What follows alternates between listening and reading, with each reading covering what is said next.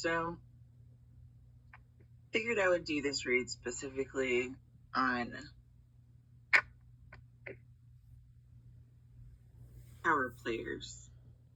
I was trying to identify some of those key players for myself last night. Today is the 15th of September, and the two key players I would like to focus on today is, well, I'll shuffle and pull cards while I'm talking about it so that I can pull the energy simultaneously. Interesting. So this ring keeps coming up on the screen.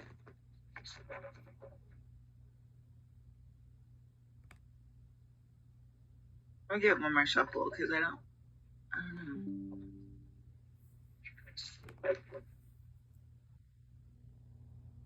All right, so okay,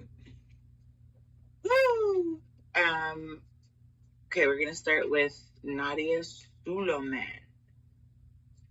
or Octomom. Right? Octomom. The other power player that we're going to focus on in specific is Kate from Kate plus 8. Okay? Because, well, I was watching This Is Us a while back, and in watching Kate want to be a mother so badly, I also had this in the back of my mind, Kate plus 8 idea of the many different hectic personalities in that family that have to all learn to coexist. And it is kind of like having a whole bunch of denominations or a whole bunch of, demographics or whatever the case may be, in the same house, needing a melting pot of sorts, right? So that's what America is, essentially, is like this huge fondue pot of everybody just kind of into each other, right? Whatever that means. Let me get the card for Kate, because we're only, here, I'll just try to slouch a little bit more than I already do.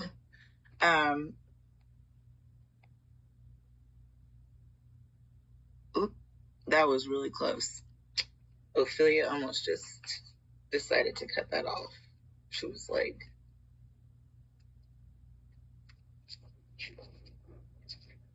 okay, so this one's for Kate.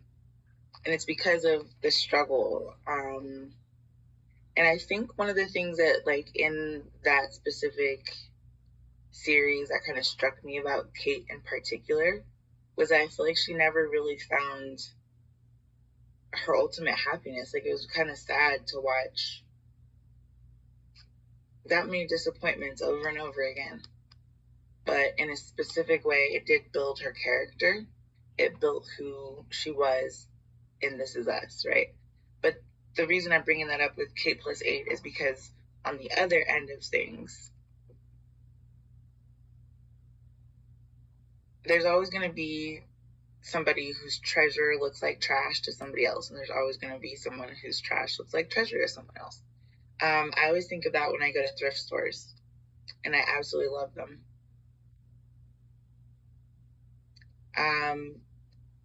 Because you can find things in there that you're like, wow, I've been looking for this for so long. You know what I mean? And then you can also go in there and find something and be like, somebody purchased, paid money for this originally. You know what I mean? And I'm not saying that about the children. I'm saying that about the whole situation. Being a mom is quite exhausting, even if you only have one. When there are medical situations that take away from your ability to feel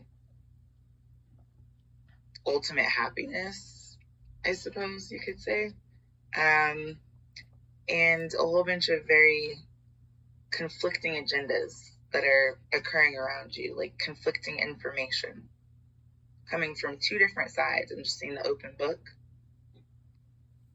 So when we say things like, oh, I have an open door policy, at this point, I don't think I have an open door, turnkey, or any kind of policey for my house. I don't want that energy to be attracted to my home. So I'm not gonna, like, you know what I'm saying? If the turnkey, the turkey, I'm just trying to be witchy, but, you know, I'm just trying to, you know, lighten the mood a little bit. I'm saying that when everything, all the concoctions of life come together in one kind of intense moment, you do need 8 arms. Octomom needs 8 arms because Kate plus 8 needs those 8 arms.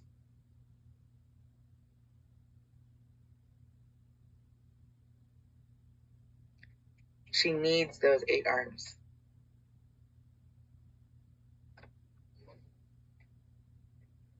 It's like Dr. Oct right here down the middle, you know, and you know, Spider-Man. So the villain is down the middle.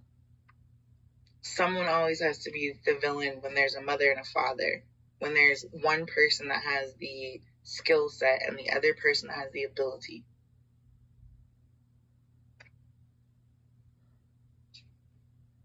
You might have the skill set to be the greatest architect you could ever be. But if you don't have the ability to actually go out and build it, then they will never come. Sorry if that was harsh, but I'm just trying to say, then they will never come. Then they will never have the message that you were there, that you created anything, built anything, substantiated, created a foundation, did have a door. You adored people along the way. All they can see is the villain. All they can see is, you know, mostly what they want to see. It has nothing to do with reality. Because like I said, those 2 characters, those 2 key players in this specific saga have a really heavy crown to wear, because imagine having 8 arms. You'd get ridiculed for it, right? Imagine having 8 children out of wedlock. Kate over here did have a husband, and they did get divorced eventually, but her stress level when they got divorced increased exponentially, which for this one over here probably wasn't the case. Mostly because she was already used to being a single mother who wanted that, which is very much like This Is Us. So, moral of the story is, one person feels deformed and out of place and very much alienated because of her reproductive ability, and one feels very much limited by her skill set as a woman in a woman's body that does not feel the way that she feels it should feel with 8 arms and a skinny little tush. I don't know.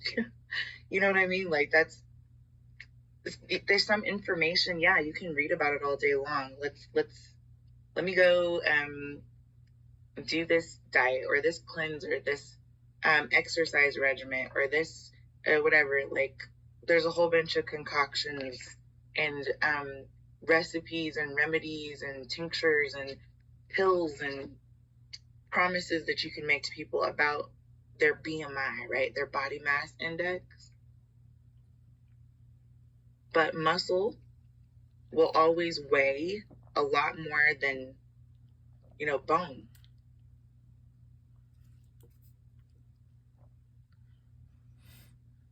If you have more muscle than bone, and if your bones are really not that dense, they're not that thick, they're kind of fragile, you're kind of breakable, like porcelain or china or something. I don't.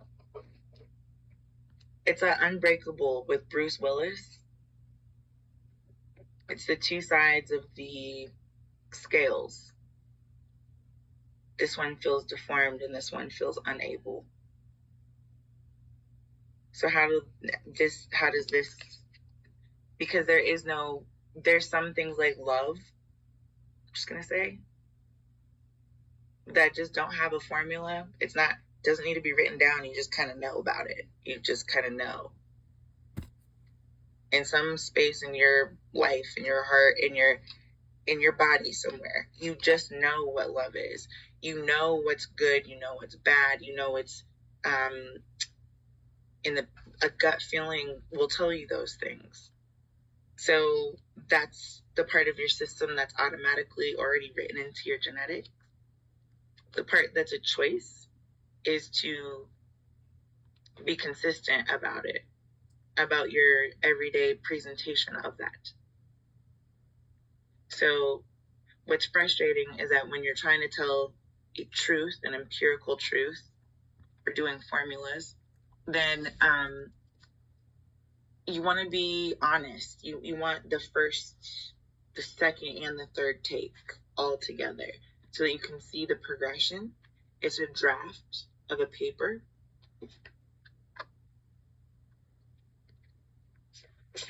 Which is, I'm just saying, that paper getting printed out from the printer.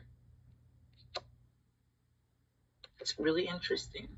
I've never seen this as a printer before, or like a fax machine, copy machine, whatever. I'm just seeing the information coming out. That's it. This is how to be loving every day, and how to be pleasant when you don't feel like being pleasant, and how to be considerate, how to be tactful, how to be mean, how to be rude. I mean, that's the thing about the first, second, third, how to be accepting, how to agree to disagree, how to have difficult conversations, why they need to be had.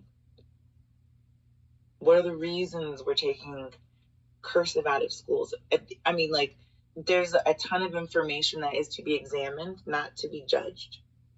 So to villainize Kate for being large, or, a big girl, a big woman, or to villainize Nadya Suleman for being a solo dolo mama.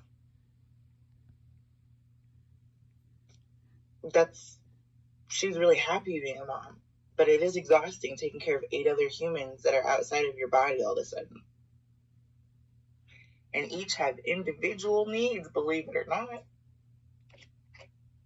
So, I mean, that's what I'm saying, is that there's a lot going on. If I can give one last example, the scenario that is villainizing and kind of a little bit alienating, if I will say myself, is the United States of Cara. It's a series about a woman with schizophrenia, and she does have about 8 different personalities. It's kind of like Sybil or Gothica or something. I don't know. I really don't know. I can't keep all these movies file away. All I know is that in the series United States of Cara, she basically has to find family and friends who either understand and accept her for who she is or don't at all. And that's that. There's no loss that she feels from not having those people around, because those people have not contributed to the understanding that she has with herself, which is that it's okay to be who she is. It's okay to live. What are people with mental disability supposed to do? Just be like sent off to pasture like a cow? That's real disrespectful. No rest for the wicked.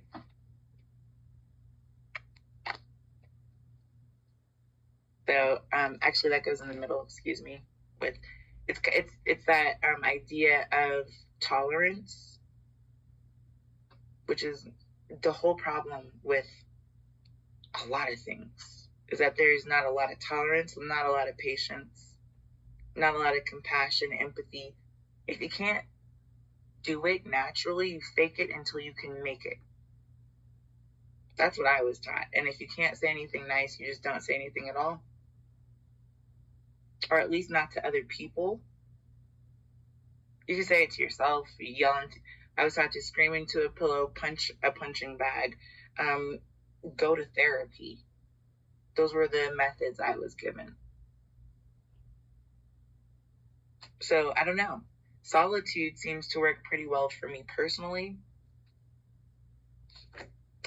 But then again, sometimes you have to be on a solo mission and really just kind of like let your feelings through osmosis, through like just, yeah, I don't know. It's a very cathartic release to be by yourself, I think, especially if you weren't aware of perhaps how much intrigue and overwhelm you had been experiencing before that point. Yeah, so it's always intriguing to watch Nadya Suleman because she has 8 children. Like, you're like, how do you even, like, how does this exist, you know? How does this actually exist for you? So it's interesting to see. And it's also really interesting how villainized people decide to make women who just live the best that they can. I wouldn't sign up to be Nadya Suleman with 8 children. But that's the situation she was put in. Possibly by the Holy Spirit. And all of her children were put there as in that situation as well. And by Holy Spirit, by the way, I'm just talking about a higher power, whatever that means to you. No religious context. Sounds like it when I speak because that's the way I was raised. So, working on it, okay? I am constantly trying to refine myself, and that is one of the areas that I have identified already as an area of weakness for me. So, let's see what else. That's kind of it. I guess I'll use the voodoo deck really quick.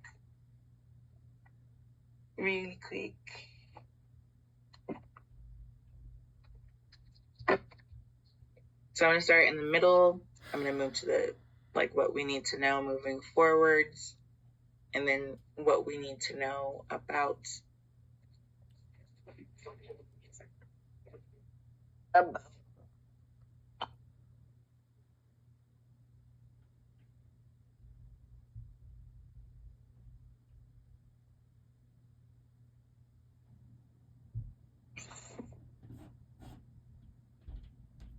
the other shoe dropping.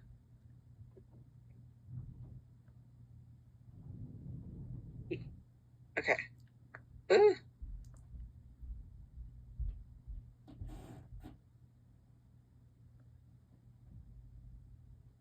Okay. I don't know. I'm just going to shuffle really quickly because that was interesting.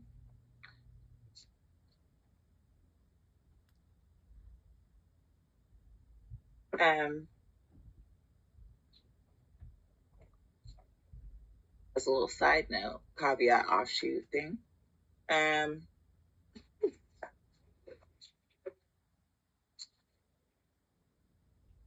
we're going to talk about 8s like figure eights.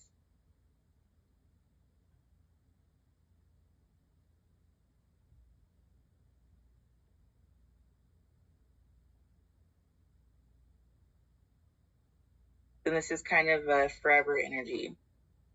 It's the equivalent, like when I'm looking at the read, what I'm seeing is the equivalent to two separate universes existing in the same platform, sphere, kind of genre of entertainment. Both of these are TV shows. One's reality TV show and the other one's like a series. So if you could take that even further, then there's like cartoons that would continue to corroborate these same kind of messages. I think it's kind of empowering that they're at least represented. Thank God there's This Is Us, and then thank God there's Nadya Suleman. Because without those two figures, then we wouldn't have in popular culture or media representation of overly zealous audiences who are going to make judgments and preconceived notions are going to be shoved on people who have no concept or clue of it.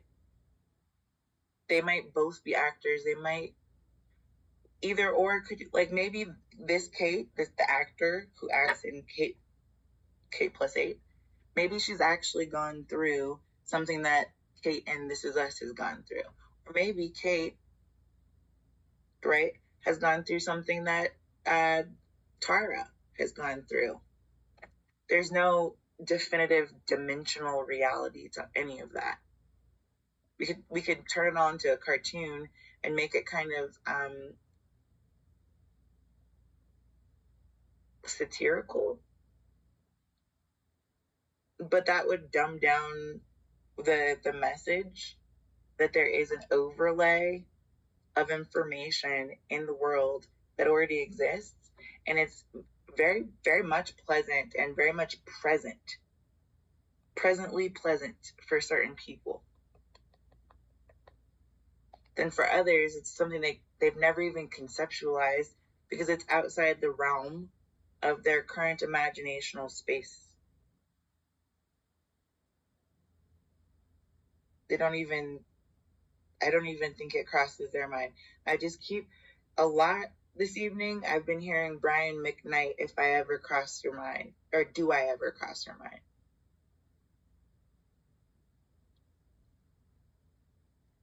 So in my case, yes, I think about the past a lot. I think a lot of people do. It's the only thing that we have to think about because we don't know what's going to happen in the future, right? But if you try to live in the moment, at the very least, you give yourself relief from the preconceived notions, stereotypes, discrimination, and all this other kind of mess that we have on our hands right now. And it really isn't a secret. There really is something in the water. And I'm not talking about like literally something in the drinking water, okay? I'm talking about that emotionally speaking, society did take a backseat. We have taken a backseat, and we've kind of let like robotics and our own chemistry drive us forward rather than intentional, deliberate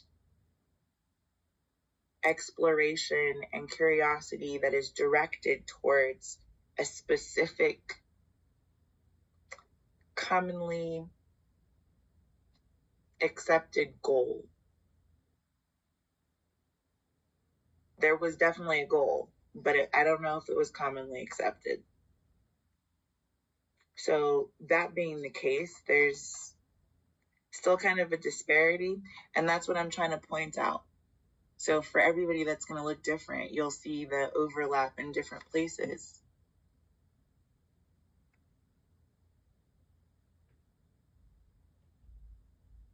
What's a SIM card? What's symbiosis? Who is Simba?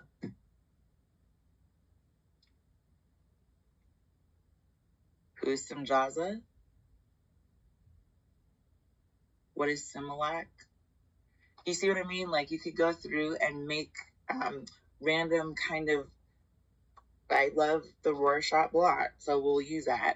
But you could go through and make kind of a random association, free flow of thought feedback loop for yourself that includes all of the different possibilities so that there are at least options, which is what I'm saying about representation. It's great to have representation. It's bad to only have one representation. So if you've been painted in one light for your entire life, it's really important to have the opportunity, the decision, and the availability of free will to make that choice. Yeah. So Papa Legba's at the bottom of the deck. For me, in the Voodoo deck, Papa Legba is like the Emperor card, basically. Emperor, Devil, same thing. For Voodoo, it's not about the devil. It's about this spirit of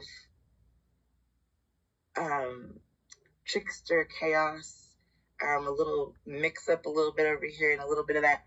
It's the one who is willing to reinvigorate. This is your shot of adrenaline. So adrenaline's not a bad thing, but in large doses, it can do a number.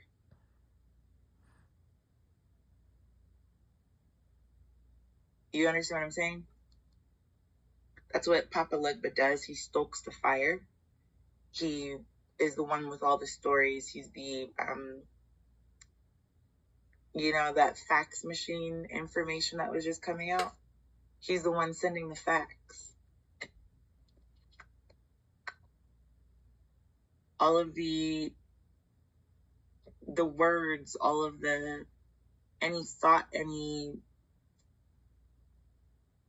real content would come from that universal empty space, which is the space that Papa Legba, he's in the veil. Like, he lives in the veil, in the space between. So let's get one more for this side. Was Nadya Suleman. So K plus 8 got, my voice just cracked so bad on 8. That was pretty cool. This Madame Laloon is number 9, and it came out with K plus 8. So I do want to say 7, 8, 9. I'm just kidding. I'm not, but maybe it was hungry.